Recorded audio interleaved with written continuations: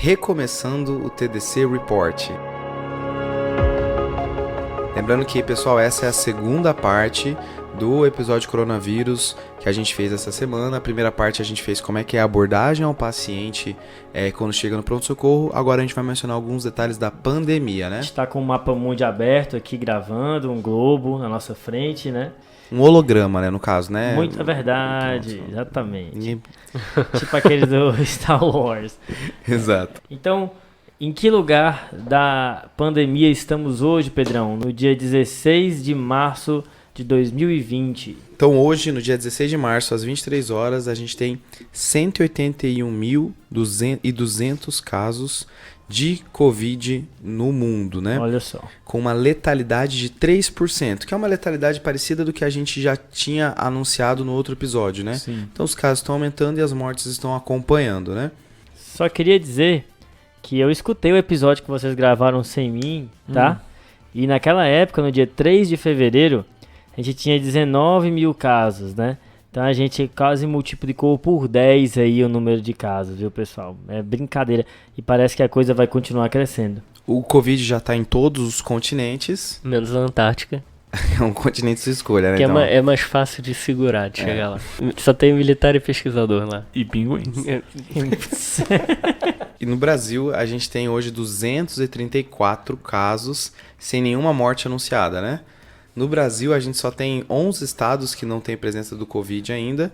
Só que a gente tem informações privilegiadas, porque um desses estados é o Mato Grosso, que eu já ouvi falar que já vai confirmar daqui a pouco, e o outro é o Ceará, né? Que tem 3 aí, né? Então, eu acho que é só questão do tempo do Ministério da Saúde anunciar que está em todo canto, né? E vai aumentar, viu, meu amigo? Pode aguardar. Eu acho que é legal você estar falando porque reflete um problema desses dados, que a gente está pegando esses dados de alguns dias atrás, né? Então, esse dado, apesar de a gente ter... Todos esses dados que você falou são casos confirmados, mas tem casos suspeitos e tem casos que a gente não sabe ainda o resultado. Então, não dá para dizer agora, tem 234 casos. A gente sabe que tem 234 casos, mas tem tantos outros que podem estar que a gente ainda não sabe. Cada dado tem que ser analisado com a sua particularidade, né? Então, assim, por exemplo, a letalidade que você falou, Pedrão, de 3%, se for olhar a letalidade na Itália, tá mais de 7%. E aí eu acho que quando a gente pensa em letalidade, a gente tem que lembrar do agente, né? Será que o vírus mudou? A gente sabe que tem 2 tipos de Covid-19. O L, que são 70% dos casos, e o S, que são 30% dos casos. Será que um é pior do que o outro? Será que o da Itália é pior? Segundo, o dos doentes, né? Será que os doentes que pegaram têm mais comorbidades, são mais idosos e por isso estão morrendo mais? E terceiro, o sistema de saúde. Será que o sistema de saúde não está conseguindo absorver esses casos e dar o melhor tratamento possível? E ainda coloco mais um fator aí. E quem foi testado? Porque se eu estou testando muita gente, estou pegando muito caso leve. Exatamente. Então eu vou ter uma letalidade menor. Se eu estou testando pouca gente, a tendência é testar só os mais graves, então vai parecer que a minha letalidade é maior. Boa. Eu estava olhando só o numerador ali. Esses 3 ali estão no numerador, que são as pessoas que morrem. E você está olhando o denominador, que são as pessoas que têm a doença, né? Exato. Talvez, por exemplo, a Coreia do Sul tenha uma letalidade menor porque ela testa todo mundo. Verdade, João. Perfeito. Essa análise da mortalidade, da letalidade é complicada porque isso está englobando todas as faixas etárias, que nem você comentou, Rafa. Tem países que têm mais idosos, etc. Então talvez o melhor seja fazer uma análise de subgrupo disso, né? Exato, e tem uma série de casos do dia 24 de fevereiro publicada no JAMA, com 44.500 casos confirmados lá da China, tá, pessoal? Então, 1/4 dos casos do mundo, né? Exato. A gente tem aí, apesar de uma letalidade de 2,3%, se eu olhar o extrato de pacientes de 70 a 79 anos, eu tenho 8% de mortalidade. E quando eu olho pacientes com mais de 80 anos, eu tenho uma letalidade de 15%, ou seja, dos pacientes com mais de 80 anos, de cada 7 vai falecer um paciente. Pesado, certo? né? Pesado. E apesar de que nessa série de muitos casos, né, 44 mil, a doença foi leve em 81% dos pacientes. É difícil que a gente não tenha os dados de subgrupos assim mais raros, né? Imunodeficientes, HIV, aí, nossa, ia ser talvez mais complicado ainda, né? E um grupo que a gente sempre encara como vulnerável, que são as crianças, no Covid-19 parece que eles vão bem, né? Apesar de que algumas crianças vão morrer porque é muita gente doente, mas não é um grupo preferencial de letalidade. Legal isso. O único relato que eu vi de criança que faleceu do Covid foi uma que tinha leucemia. Mas foi por métodos não oficiais, eu não sei se confirmou isso mesmo. A gente tem que lembrar que mesmo os jornais científicos, eles estão publicando muita coisa como correspondência, né? Em primeiro lugar, eles fizeram sessões nos sites deles para todo mundo acessar, eles tiraram a barreira do pagamento. E Alguns sites jornalísticos fizeram a mesma coisa. É verdade. E em segundo lugar, eles falaram, vai vir muita coisa, não vai dar pra gente ter aquele crivo que a gente tem nos artigos que a gente sempre faz, e alguns a gente vai ter que publicar rápido. E aí estão sendo publicados como correspondência, e algumas dessas correspondências estão fazendo confusão aí, inclusive a polêmica do IECA, do BRA, do ibuprofeno, que veio como correspondência, que a gente vai falar no fim do episódio. Uma coisa que eu queria mencionar é que no último episódio a gente focou muito na China, né? Que é onde tudo começou, a gente falou dos mercados de alimento que os animais ficavam vivos e eles aumentavam a patogenicidade do vírus e tudo mais. Agora, nesse momento, o epicentro da nossa pandemia está na Europa e sendo estrelada pelos italianos, né? Então eu tentei fazer um paralelo sobre como é a Itália versus o Brasil, para ver se a gente vai se comportar mais ou menos como eles ou não. Por exemplo, então, na Itália, o primeiro caso foi dia 30 de janeiro e 23 dias depois a gente teve a transmissão comunitária, que é quando eu não tenho o vírus ligado a uma pessoa que veio de outro país. Boa. Certo? Legal. Então, comunitária seria a doença se disseminar sem precisar importar casos, né? Isso. Ela começa a ser transmitida entre as pessoas do próprio território. Isso, que é mais ou menos quando a gente perde o controle da doença. Boa. Né? Já no Brasil, depois do primeiro caso que foi anunciado dia 25 de fevereiro, a gente demorou apenas 17 dias, 6 dias a menos que a Itália, para já ter transmissão comunitária. Hoje, a gente tem transmissão comunitária em São Paulo, Rio de Janeiro e Bahia. Então, esses 3 estados já têm transmissão comunitária, a gente já perdeu um pouco o controle do vírus, ele já tá na comunidade e eu não consigo ligar ele a uma pessoa que veio de fora. E aí entra aquela questão que a gente discutiu no episódio anterior do que seria um caso suspeito, né? Se já está tendo transmissão comunitária, a gente já perdeu um pouco o controle de quem teve contato com alguém que estava com coronavírus ou não.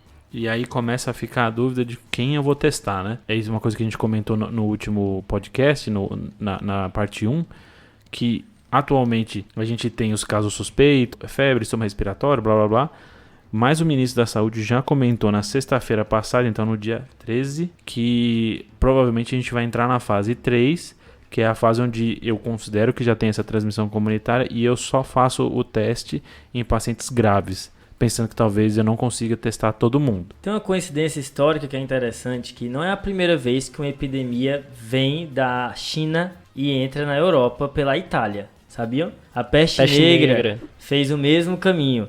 O Império Mongol sitiou uma colônia genovesa e o Império Mongol, quando conquistou a China, acabou se contaminando com a peste negra, que era transmitida pelo ratos, né? Que é o rato negro indiano. E o que eles sitiaram essa colônia genovesa por 2 anos? O que eles fizeram? Eles começaram a ser assolados pela epidemia de peste negra e tiveram que sair. Mas antes, eles catapultaram os corpos dos mortos pela peste dentro da cidade. Meu Deus do céu. E aí foi daí que a coisa se disseminou pela Europa. E é legal você falar isso, João, dessa parte histórica, porque foi nessa época que em Veneza, então na Itália, né, foi criado o conceito de quarentena. Olha só. Então, quarentena, que veio do italiano, que eu não vou tentar falar como é que é, mas eram 40 dias, que era o período que os barcos tinham que ficar isolados antes que os passageiros pudessem desembarcar na época da peste negra. E aí, assim, tendo um paralelo com a quarentena, já que você mencionou, continuando nossa comparação Itália-Brasil, para ver se a gente vai chegar lá, né? O Brasil chegou mais rápido ao número de 200 casos do que a Itália. E a Itália oficialmente entrou em quarentena, Fred, depois que tinha 5 mil casos. Tá. Isso, algumas cidades entraram antes, mas de forma geral foram quando tinha 5 mil casos. E hoje a gente tem a Itália com a maior mortalidade do mundo, né, em relação ao Covid. Então esse é um parâmetro bom para a gente saber que quanto mais cedo talvez a gente entrar em quarentena, a gente consegue evitar isso. Tá, mas aí, você falando isso, fica a dúvida. Qual a diferença? Quarentena, isolamento, não sei se vocês tinham essa dúvida. Sim. Então eu fui ler a respeito e, na verdade, toda essa legislação foi aprovada recentemente, né? Até foi uma aprovação rápida no Congresso, achei isso interessante da parte dos congressistas, mas de qualquer jeito, qual que é a diferença dos dois? Então, isolamento, e isso vai entrar tanto isolamento domiciliar ou isolamento no hospital, é um paciente que tem a doença e que vai ficar fora do contato com outras pessoas por um período de tempo. Esse é o isolamento, não tem um período de tempo específico. A gente talvez pense no período de incubação da doença, que a gente vai comentar depois. Quarentena é diferente. Quarentena é um grupo de políticas públicas que eu faço para tentar evitar que as pessoas saudáveis da região se contaminem com a doença. Então, assim, a lei que foi aprovada em 6 de fevereiro de 2020, Lei 13.979, ela diz o seguinte da quarentena. Quarentena é restrição de atividades ou separação de pessoas suspeitas de contaminação das pessoas que não estejam doentes, ou de bagagens, containers, animais, meios de transporte ou mercadorias suspeitas de comunicação, para evitar a possível contaminação ou propagação do coronavírus. Então, por exemplo, fechar a fronteira. Fechar a fronteira é um desses, né? Ou fechar a fronteira, ou pelo menos os pacientes que chegam em voos da China, eu separar eles. E aí, essa quarentena, eu não preciso necessariamente fazê-la por 40 dias. Eu posso fazê-la por menos ou por mais. Então, é uma política pública feita para tentar evitar a disseminação do vírus. Então, Fred, é o seguinte, isolamento, eu tô focado na pessoa doente para que ela não entre em contato com outras pessoas. Pronto, é isso. Quarentena é uma política pública que envolve um grupo populacional, e aí vai ter gente doente, vai ter gente não doente, para que o vírus não saia dali. Isso, que não saiam dali, e mesmo assim dentro da cidade, políticas, por exemplo, como diminuir comércio, diminuir trabalho, etc., para as pessoas que estão ali contaminadas, não contaminadas, que estão saudáveis ali. Então serviria como os dois.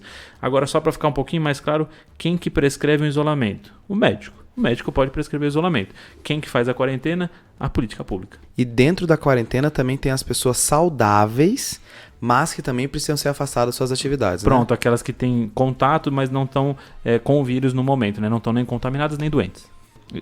Essa tentativa de divisão que a gente fez, quarentena e isolamento, se você for ler na lei é difícil de entender isso de verdade, e se você for ler em outras referências, eu não consegui uma divisão tão clara assim das diferenças dos dois. Acho que são conceitos que ainda estão sendo debatidos, discutidos, e existem várias interpretações, né? Eu tinha dito antes, assim, sobre o Brasil tentar fazer quarentena talvez até antes para diminuir, para não ter o mesmo número de mortes que a Itália está tendo, mas talvez não seja esse o problema, né?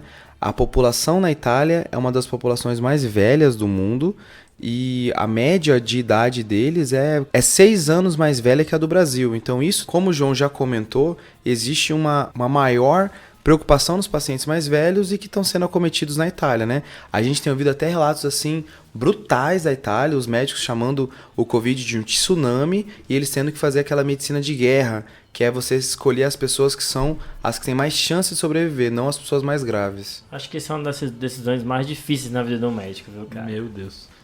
Ô Pedrão, isso você tá falando da Itália, mas tem outros países que têm população mais idosa, né? Eu não cheguei a fazer esse estudo especificamente de ver no detalhe, mas a princípio o Japão teria também um grupo de idosos bem importante, né? O Japão é mais que a Itália e os dois são os grandes do mundo, né? Aí não sei os outros países, como tá, Coreia do Sul, Singapura, etc. É que esses lugares talvez não, a letalidade não é tão alta, né? Exato, né? Na Coreia do Sul eles estão brilhantemente controlando a doença, né? E aí uma das maneiras que se hipotetiza do porquê que a Coreia do Sul controlou tão bem essa doença, onde a letalidade é uma das menores do mundo, é porque eles estão testando todo mundo, né? Para você conseguir um teste na Coreia do Sul é praticamente um drive-thru. Você pega seu carro, estaciona no local, o auxiliar de saúde vem até o seu carro, colhe em você dentro do carro, você vai embora e amanhã você recebe o resultado. Sensacional, né? Existe também uma controvérsia, né? De que talvez o recorte demográfico que a epidemia está afetando nos dois países seja diferente, né? A gente tem muito mais mulheres afetadas na Coreia do Sul, em geral não fumantes, enquanto que na Itália parece que tem predominado em pacientes mais idosos e fumantes, além de que são homens que parecem que vão pior com essa doença. Eu acho que essa questão do tabagismo talvez tenha um impacto aí que a gente não está vendo. No início, em Wuhan, foi maior a letalidade do que em toda a China, e aí tinha muitos idosos que fumavam. né, até atingir uma população de menor risco que não morreu tanto e aí baixou a letalidade. E na Itália as taxas de tabagismo são altas também, então talvez possa ter algum impacto aí, estou hipotetizando. A questão de testar todo mundo, como foi feito na Coreia, a gente viu que tem muitos pacientes que são assintomáticos e que disseminam a doença por aí, né?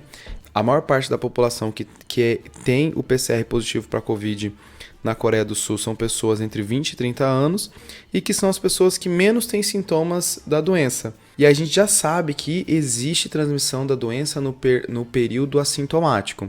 Eu quis dizer período porque não necessariamente a pessoa assintomática ela vai ficar assintomática para o resto. Tem estudo mostrando de 20% das pessoas vão desenvolver sintomas, outros mostrando até 75% dessas pessoas assintomáticas vão desenvolver sintomas. Mas a questão é que a pessoa sem sintomas consegue transmitir para outra que vai manifestar os sintomas antes dela. Isso começou com alguns relatos de casos lá no início e ficou bem mais claro com a situação do navio, né, João? Exato. Existe uma série de casos do navio Diamond Princess. Que é a Princesa Diamante. Ela mesma. É tipo um personagem do Super Mario. Exato. Princesa Diamante, tem que resgatar do castelo. E teve surto nesse navio. As pessoas, para saírem do navio, elas tinham que obedecer a 3 requisitos. Elas tinham que completar um período de 14 dias sem dividir uma cabine com um caso confirmado. Elas tinham que ter um PCR para o Covid-19, o SARS-CoV-2, negativo no final desse período de 14 dias e não podiam ter sintomas relevantes identificados no final desse período. E aí, eles viram 51% de pacientes assintomáticos, mas que tiveram o PCR positivo. Legal, né, João? Assim, é interessante quando a gente acompanha um caso que está amplamente noticiado e depois vira um artigo científico, Exato. né? Parece que a gente viveu isso. É legal que isso é um exemplo de quarentena, né? Esse exemplo que Exato. você deu é um exemplo bem claro de quarentena. E a dúvida que eu ia falar pra você é esses 14 dias, né? Da onde que veio esses 14 dias? Porque a priori, né, Fredão, esse é o período de incubação do vírus. A maioria vai se manifestar em 4 a 5 dias, mas depois que você se expôs, a doença pode se manifestar até 14 dias depois. Daí que veio esses 14 dias ou 2 semanas. Então a ideia é que a partir do momento que eu faça esse corte de 14 dias, se a pessoa foi infectada naquele dia, ela completa os 14 dias e ela sai sem infectar os outros, né? Isso, exatamente. Mas essa questão de quarentena, assim, fechar a escola, tem fundamento aí? Ajuda alguma coisa, Fred? Cara, o que eu vi, tem um estudo do JAMA de 2007, em que ele... Porque assim, a princípio todas essas medidas que a gente está fazendo, China, Itália, etc., está acontecendo agora, então é difícil a gente ter a avaliação do resultado delas. Mas esse estudo, ele tentou avaliar como foi em 1918 com a gripe espanhola. Então o que ele pegou? Ele pegou todos os registros de 40 e poucas cidades americanas sobre mortes com gripe espanhola e comparou com quais medidas eles fizeram. E eles chamaram essas medidas de medidas não farmacêuticas ou não farmacológicas. Eles dividiram as medidas em 3, que era encerramento de atividades escolares, diminuição de aglomerações públicas e, por último, as medidas de isolamento. Então, nessas 3, eles foram avaliar. Será que... A primeira dúvida é, será que quem fez isso teve menos morte? E a segunda dúvida é, o tempo disso importa ou não? E eles viram que as cidades que fizeram mais dessas medidas, então pelo menos 2 combinações, tiveram menor mortalidade, e aquelas que começaram antes tiveram menor pico de mortalidade também. Então, um exemplo que ele dá é de Nova York, que começou 11 dias antes do pico, enquanto teve cidades que começaram 5 a 7 dias pós-pico. E esse pico é o pico de mortalidade por pneumonia / gripe, porque na época eles não faziam a medida, né? Sim. Então eles usavam esse tipo de critério, mortalidade por pneumonia / gripe naquele momento. E achei bem interessante porque ele mostra, é um estudo que tenta mostrar evidência desse tipo de medida que a gente está vendo epidemiológica, assim. E aí, quando você falou disso, Fred, eu lembrei de uma hashtag que eu tô vendo no Twitter direto, que é achatando a curva, flattening the curve, né? A ideia desse achatamento de curva é que o meu objetivo é que as pessoas não infectem do Covid todas ao mesmo tempo. Quanto mais eu conseguir arrastar essa doença, que as pessoas infectem aos poucos, dá tempo dos meus serviços de saúde conseguir adequar e adaptar todo mundo. Então, se vai todo mundo junto, todo mundo pega a doença ao mesmo tempo, que aí a gente tendo as aglomerações e tendo as reuniões que o CDC limitou em 50 agora, não juntar mais 50 pessoas no mesmo ambiente. Se eu não fizer isso, a minha curva ela fica estreita e com pico alto. Aí acontece mais ou menos o que está acontecendo na Itália, né? Muita gente pegando ao mesmo tempo e serviço de saúde não conseguindo absorver, entrando em colapso. E lembrando que assim, isso na Itália, né? Imagina aqui no Brasil, com todos os desafios que o SUS tem que enfrentar, de falta de leito, de dificuldades técnicas e de dificuldade de ter equipamento. As outras pessoas, as outras doenças vão morrer mais também. Vai ter mais gente, se a gente não achatar a curva, vai ter mais gente morrendo não só por Covid, mas mais gente morrendo por infarto, por AVC, por uma pneumonia bacteriana, por tudo, né? Porque as pessoas não vão ter leito, as pessoas não vão ter acesso ao serviço de saúde. A gente vai esgotar. Eu vi uma frase muito interessante sobre isso. O cara falou o seguinte, eu me esqueci quem foi. As epidemias terminam de duas maneiras. Ou porque não tem ninguém mais suscetível, ou porque a gente fez alguma coisa para contê-las. Eu espero que a nossa termine com a segunda opção. E tendo o SUS, apesar de todos esses problemas, né, Pedrão? Pelo menos a gente consegue ter ações de saúde coordenadas públicas no Brasil inteiro, né? Os Estados Unidos está sofrendo com um sistema de saúde extremamente fragmentado. Eles não estão conseguindo, estão tendo problema tanto na identificação, né, porque as pessoas têm que pagar os testes, os planos não cobrem, quanto também nessa coordenação entre hospitais e redes de saúde, de como conter os casos suspeitos e os doentes.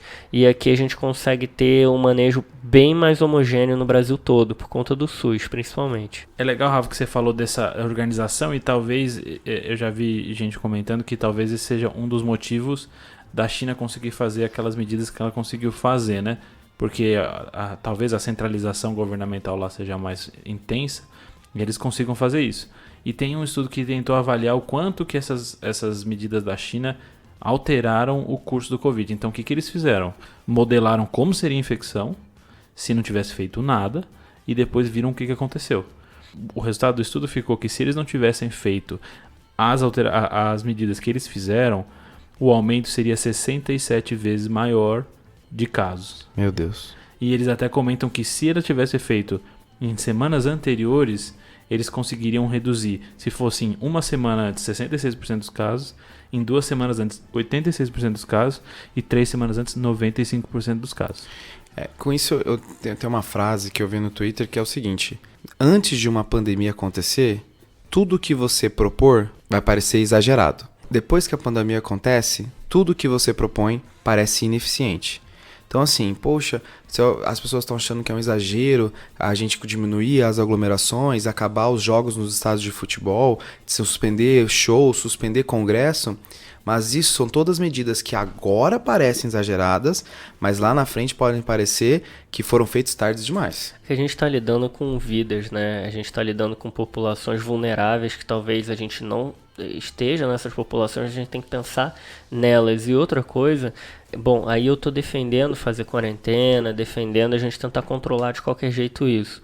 Mas tem muita gente que fala que o impacto econômico está sendo muito grande de fazer quarentena. E tem gente até que diz que talvez as mortes indiretas por esse impacto econômico grande seria, no fim das contas, maior do que se a gente não tivesse fazendo quarentena, etc. O que eu acho uma opinião extremamente polêmica. E é difícil, mas eu acho que isso, né? não dá pra passar batido também. A gente sempre aqui no TDC mostra os dois lados da moeda. Boa. E eu acho que você pode tirar a sua própria conclusão, estudar e ver o que você pensa sobre esse assunto. E se você pensar assim, como é que seria efetivamente isso? Vamos dizer que cessem, que está acontecendo em alguns locais do Brasil já, pare todo o trabalho. Se todo mundo parar de trabalhar, quem é registrado continua ganhando, mas quem é informal e é uma grande parcela da população fica sem ganhar. Uhum. E quais são as consequências disso acontecer, né? E as empresas de viagem, e os restaurantes, e os autônomos, que acontece com essas pessoas, né? Então isso é bem complicado. Né? Os profissionais de saúde, inclusive, que estão na linha de frente ali, às vezes são autônomos, né? Se afastam. Se não se afastar, vai infectar mais gente. Se afastar, não vai ganhar salário, né? Então, assim, é um buraco que é muito mais embaixo. Inclusive, tem uma entrevista de um professor emérito de Yale, de História da Medicina, que ele fala que parece que as epidemias são eventos randômicos, né? Mas, na verdade, a sociedade, ela, de uma maneira meio que deliberada, escolhe as vulnerabilidades que ela quer e as epidemias só expõem isso, sabe? Eu achei interessante a visão dele. A gente podia ter priorizado um serviço de saúde melhor que se preparasse melhor para isso, né? Exato, exatamente. Então é apenas como se um espelho que fosse levantado para os nossos defeitos que a gente meio que escolheu de maneira inconsciente. Eu acho que ele deve pensar bem nos Estados Unidos, né? Talvez seja uma crítica aí por eles não terem um sistema universal, que é o que a OMS preconiza para todos os países. Mas relembrando que a frase que o Pedrão comentou de eu posso achar mais pra frente que foi tarde demais, mas agora eu acho um desespero. Isso acho que é mais realidade agora, porque essa parece a primeira grande epidemia com o nível biomédico que a gente tem no momento, né? Porque se você pegar as epidemias recentes, as últimas, SARS, MERS, H1N1, não teve o impacto que essa teve e não teve as medidas que essa teve. Então, talvez com essa agora, numa próxima, a gente fale, não, aconteceu isso em 2019, 2020, então a gente tem que fazer rápido, entendeu? E a gente só tem uma certeza, vai acontecer de novo. Em 2009, quando o H1N1 saiu espalhando aí, o pessoal falou, a gente não está preparado para uma pandemia. No Ebola, novamente, vários artigos, tanto em jornais leigos quanto jornais científicos, falando, não estamos preparados para uma pandemia, não estamos preparados. Os recursos para a saúde pública, eles são, para políticas públicas, eles são restritos, sabe? Parece que a gente estuda muito qual que é o anticoagulante na FA, gasta bilhões de dólares para ver. A gente tem que rever alguns conceitos aí, aprendendo essa lição pelo coronavírus. Porque o Ebola quase virou, né, uma pandemia, por pouco, e uma doença que, como a gente explicou no primeiro episódio, uma doença que todo mundo tinha sintoma, todo mundo ficava grave, então estava muito claro quem tinha Ebola, e mesmo assim ele quase escapou.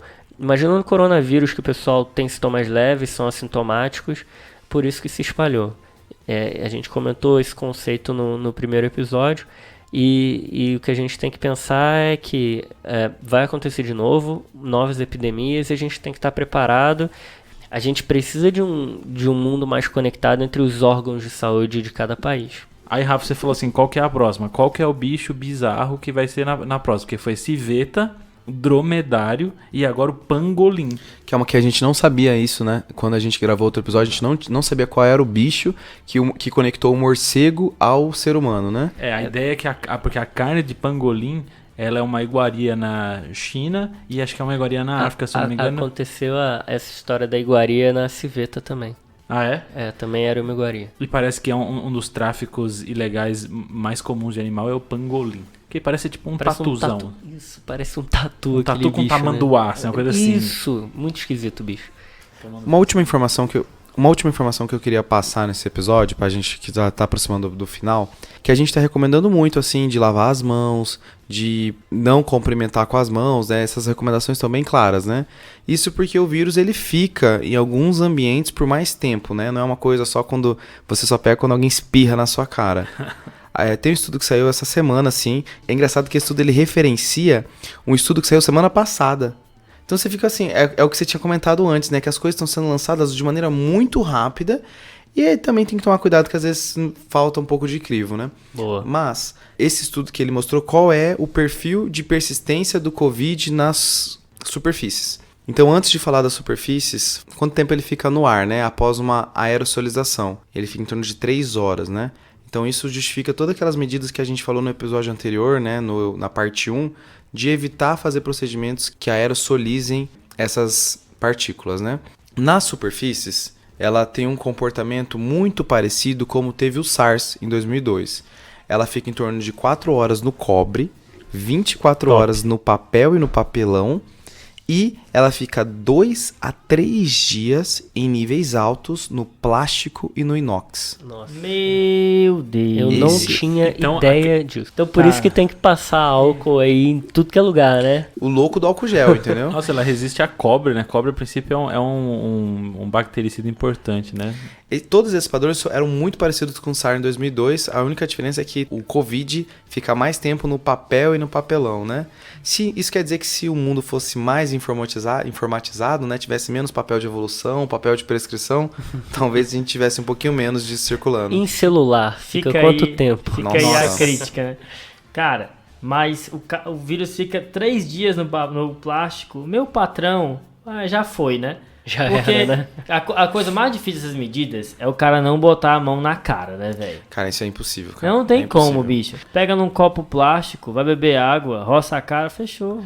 Eu vi isso falando como uma vantagem de você usar máscara nos seus atendimentos, que quanto mais máscara você usa, menor a chance de você mexer na cara. Porque Putz, tem um aí negócio- boa. Eu faço um desafio aos nossos ouvintes a tentarem ficar as próximas 4 horas sem encostar a mão no rosto. É muito difícil. Eu tentei ontem, falei assim, não, eu fui no supermercado, encostei no carrinho e falei assim, pronto, agora eu não vou encostar a mão no rosto. A minha face nunca coçou tanto. Parecia o episódio prurido. Nossa, eu quero coçar agora. Pedrão, acho que a gente podia dar algumas respostas aos ouvintes que a gente tem que botar aí no fim, né? Muita gente perguntou sobre a questão do IECA, BRA e ibuprofeno. Polêmica aí, hein? Ninguém lembrou da tiazolinediona. Nossa. Por que eu tô falando isso, né? Eu comentei que muitos artigos estão saindo em formas de correspondência, muitas publicações, melhor dizendo, Sim. e essas correspondências, assim, basicamente são opiniões ou são estudos que não passam pelo processo de revisão que normalmente os jornais científicos fazem. Então parece muita coisa aí que a Inusitada. gente ainda não sabe se vai ter impacto ou não. E foi publicado no Lancet uma opinião ali, uma correspondência falando sobre questões ali de mecanismos do vírus, de como ele entra na célula, que entraria através da enzima conversora de angiotensina 2. E eles hipotetizam que medicações que fazem upregulation, ou seja, que aumentam a expressão desses receptores, talvez causassem uma doença pior ou uma maior facilidade de disseminação do vírus. E aí quais seriam essas drogas? IECA, BRA, ibuprofeno e tiazolinediona, tipo a pioglitazona. Todo mundo esqueceu dessa, né? Em relação ao IECA e o BRA, a Sociedade de Cardiologia Europeia já se posicionou. A gente sabe que os benefícios são imensos em quem é hipertenso e quem tem insuficiência cardíaca. Então, não desprescrevam essas medicações. E existe um ponto que os pacientes que com maior mortalidade são os pacientes mais idosos, que às vezes são hipertensos, têm insuficiência cardíaca. Então isso é um grande fator confundidor, que a gente não sabe o que isso tem relevância ou não, né? Perfeito, Pedrão. Eu vi algumas sociedades de nefro também se posicionando a não retirar, tá, Rafa?